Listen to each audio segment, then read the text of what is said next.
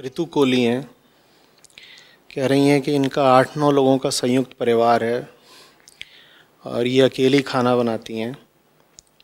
दिन में 3 बार 3 तरह का खाना बनता है और थोड़े बहुत वीडियो देखती हैं, वीडियो भी कम ही देख पाती हैं क्योंकि खाना बनाना होता है। और वीडियो में कह रही हैं आचार्य जी, आप कहते हैं कि महिलाओं को भी आत्मनिर्भर होना चाहिए, नौकरी वगैरह करनी चाहिए। मैं नौकरी क्या करूं, मेरे पास तो आपके वीडियो तक देखने के लिए वक्त नहीं है। फिर लिखा है कि ना कुछ पढ़ सकती हूँ, ना कुछ और कर सकती हूँ। आप कहते हैं कि अपने व्यक्तिगत विकास के लिए खेलो भी और तमाम अन्य चीज़ें, मैं उनमें से कुछ भी नहीं कर सकती।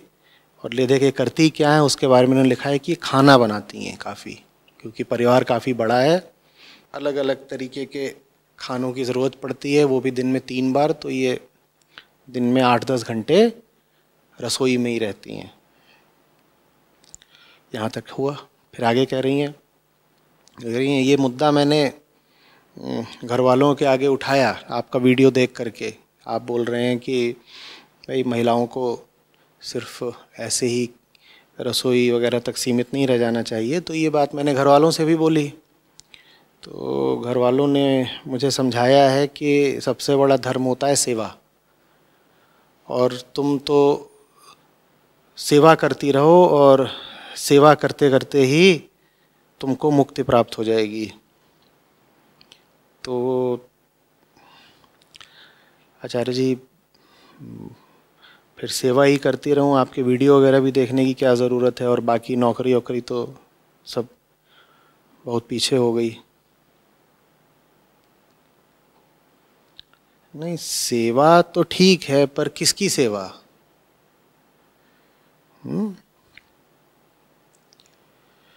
और किस लिए सेवा? सेवा जब भी करी जाती है तो कोई बैठा होता है जो उस सेवा को स्वीकार भी कर रहा होता है ना। आप सेवा कर रहे हो और सामने कोई है जो आपकी सेवा से लाभ ले रहा है। कहीं ऐसा तो नहीं जो आपको सेवा का पाठ पढ़ा रहे हो वही वो लोग हों जिन्हें आपकी सेवा से लाभ भी होता हो? फिर तो कन्फ्लिक्ट ऑफ इंटरेस्ट आ गया।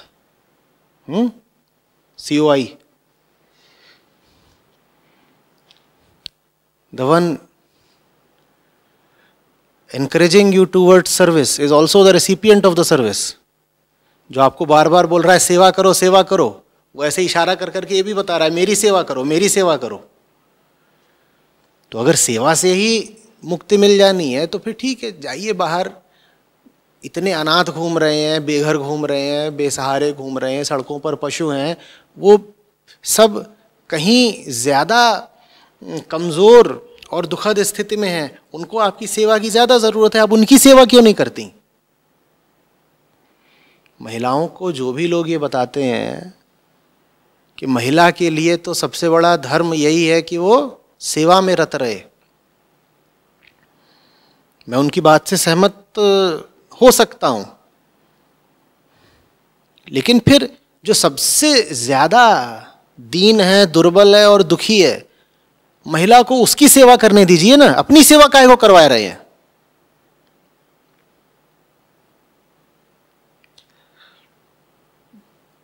देखिए बहन जी, ऋतु जी, ये जो 8-9 लोग हैं जिनको आप पका पका के खिलाती हैं, अगर ये वास्तव में दीन दुर्बल दुखियारे हों तो अलग बात है।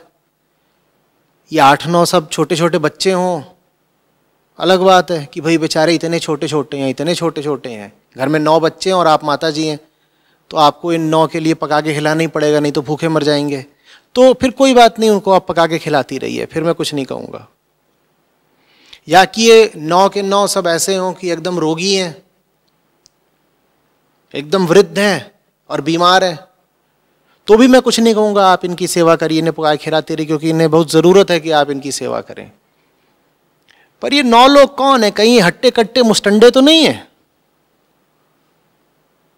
कि 9 जने खाते हैं और आप पकाती रहती हैं। और जिस हिसाब से आपने अपना समय बताया है कि 8-10 घंटे आपके रसोई में ही लगते हैं, मुझे नहीं लगता ये 8-10 बच्चे हैं। इतना सारा खाना बच्चों के लिए तो नहीं बनाती होंगी आप। और आपने ये भी लिखा है कि 3 दफे 3 तरह का बनाना पड़ता है और अलग अलग लोगों की अलग अलग तरह की फरमाइश रहती है। बच्चे तो नहीं इतनी फरमाइशें करते होंगे, और वो कर भी दे तो बच्चों को तो धौंस दिखा के चुप कराया जा सकता है कि चुप, जो बना खा ले। ये कौन लोग हैं जो फरमाइश करते हैं कि एक बोल रहा है आज मेरे लिए डोसा बनना चाहिए, तो दूसरा बोल रहा है मुझे पूड़ी चाहिए, और फिर आपको पूड़ी भी बनानी है और डोसा भी बनाना है। और जब आप उनसे कुछ कहती हैं तो कहते हैं नहीं तुम तो सेवा करो। ये जो भी लोग हैं जिन्हें खाने पीने का इतना शौक है, ये खुद अपना खाना काहे नहीं बना लेते? या उनका काम है आपके बनाए खाने को ठूसना और बाहर जा करके तमाम तरीके के काम वगैरह करना, और वो जो काम कर रहे हैं उसमें उनकी तमाम तरीके की तरक्की हो रही है, और आप कैद हैं रसोई में। मैं फिर दोहरा रहा हूं, अगर ये जो 8-9 लोग हैं जिनका आप खाना बनाती हैं, ये सब के सब बिल्कुल बूढ़े और बीमार हों, तो आप बेशक इनका खाना बनाती रहिए, जरूर बनाइए। अगर ये 8-9 लोग जो हैं ये सब बिल्कुल छोटे बच्चे हों, तो भी आप इनका खाना बनाती रहिए, जरूर बनाइए, मैं आपके साथ हूं। लेकिन अगर ये स्वस्थ, समर्थ, ताकतवर लोग हैं, आप ही की आयु के हैं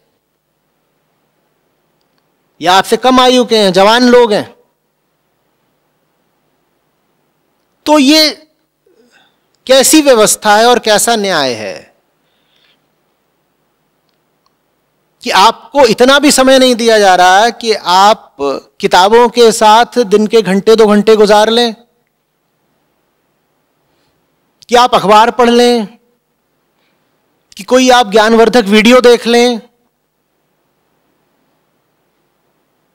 कि घर से बाहर निकल करके आप किसी तरह का कोई कोर्स कर लें।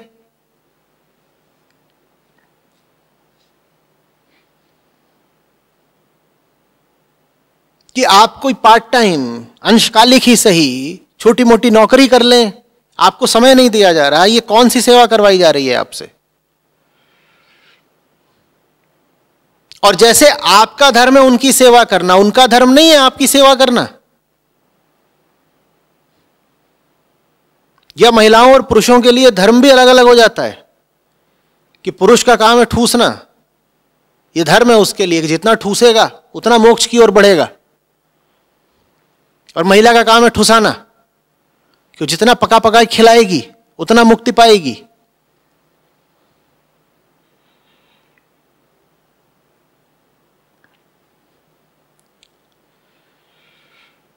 मैं खाना बनाने को हीन काम नहीं समझता, कुतर्क मत करने लग जाइएगा। यहां हम बोधस्थल में हैं, बारी बारी से सबको खाना बनाना पड़ता है, मैं भी बनाता हूं।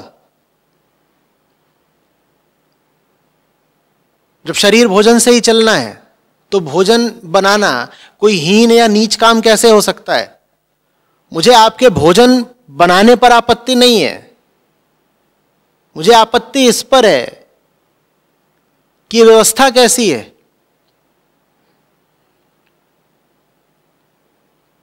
जो आपको भोजन बनाने से आगे का कोई काम करने ही नहीं दे रही। क्योंकि भोजन बनाना आवश्यक जरूर है, लेकिन किसके लिए आवश्यक है? शरीर के लिए। और उसकी कुछ उपयोगिता निश्चित रूप से है। मैंने कहा तो हम भी खाना बनाते हैं क्योंकि हमें पता है खाना बनाना है, भाई शरीर खाना मांगता है, कुछ तो उपयोगिता है ही खाने की। लेकिन इतनी भी उपयोगिता नहीं हो गई ना खाने की कि मैं आपके सामने बैठा हूं, आप मुझसे सवाल पूछ रहे हैं और मैं यहां से उठ करके चल दूं कि खाना बनाना है। कैसा लगेगा? आप कहेंगे बहुत बेवकूफ है आचार्य, इसको यह भी नहीं पता कि ज्यादा जरूरी क्या काम होता है, खाना बनाना या ऐसे सत्र में सम्मिलित होना। तो खाना बनाना शरीर के लिए जरूरी है और जिंदगी के बाकी काम चेतना के लिए, मन के लिए जरूरी है। आपकी पहली पहचान शरीर नहीं है, आपकी पहली पहचान है चेतना। तो जब भी आपको उन कामों की तुलना करनी पड़े जो शरीर के लिए हैं, उन कामों से जो मन के लिए हैं, तो उसमें वरीयता आपको उन्हीं कामों को देनी पड़ेगी जो मन के लिए हैं। समझ रहे हैं बात को? इसका मतलब ये नहीं है कि मैं कह रहा हूं कि खाना ही मत खाओ या खाना बनाओ ही मत। मैं एक तुलनात्मक बात कर रहा हूं। मैं हर चीज को उसकी सही जगह देने की बात कर रहा हूं। खाने की अपनी एक जगह है, खाना बनाने की भी अपनी एक जगह है, लेकिन उससे कहीं ऊंची जगह है जिंदगी में उन सब कामों की जो जिंदगी को जीने लायक बनाती हैं, जो आपकी चेतना को एक ऊंचा स्तर देती हैं। और अगर खाना बनाते बनाते आपके पास वो ऊंचे काम करने का वक्त ही नहीं मिला, तो भाड़ में जाए ऐसा खाना। समझ में आ रही है बात?